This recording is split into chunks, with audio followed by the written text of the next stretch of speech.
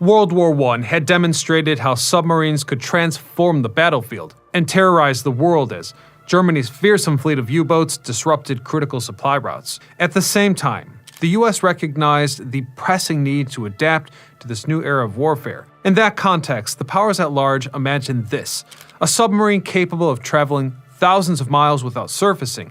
Such a weapon could tip the scales in a war dominated by naval power, but it would require a complete overhaul of existing submarine technology and tactics. This transformation was inspired by the theories of Alfred Thayer Mahan, who famously argued that controlling the seas was key to global supremacy.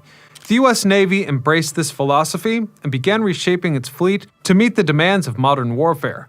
If we go back to the 1920s, American submarines were far from revolutionary. They were small, slow, and designed primarily for defensive operations, hardly capable of fulfilling the strategic concepts Mahan had envisioned. Shipyards like Electric Boat and Portsmouth Naval Shipyard spearheaded the developments of technologies that redefined submarine potential. With more efficient diesel-electric engines, improved weapon systems, and hulls engineered for incredible speeds and durability, the foundation was laid for a new generation of submarines, fleet boats. These submarines were designed to operate as integral parts of the main fleet, acting as advanced scouts capable of identifying and attacking enemies before they could threaten the larger warships. By 1940, the US Congress approved a massive naval construction program. Among its flagship projects were the Gato-class fleet boats, designed for missions in the vast waters of the Pacific.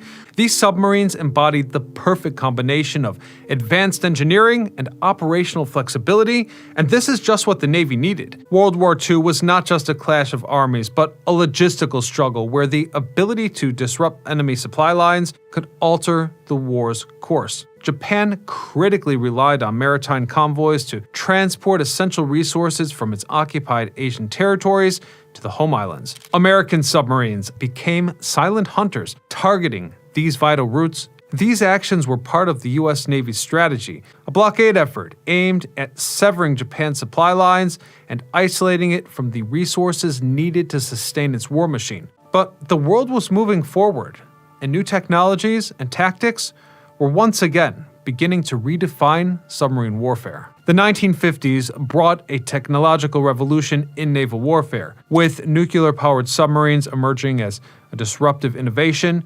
completely rewriting the rules of engagement. In particular, the USS Nautilus launched in 1954. As the first nuclear-powered submarine, it ushered in a new era. These submarines could operate at higher speeds, reach greater depths, and most importantly, remain submerged for weeks or even months without resurfacing. Additionally, sonar and detection system advancements made older submarines vulnerable to modern tracking technologies. And we'll leave it there for today. Otherwise, until next time, I'm your host Ryan Socash, signing off.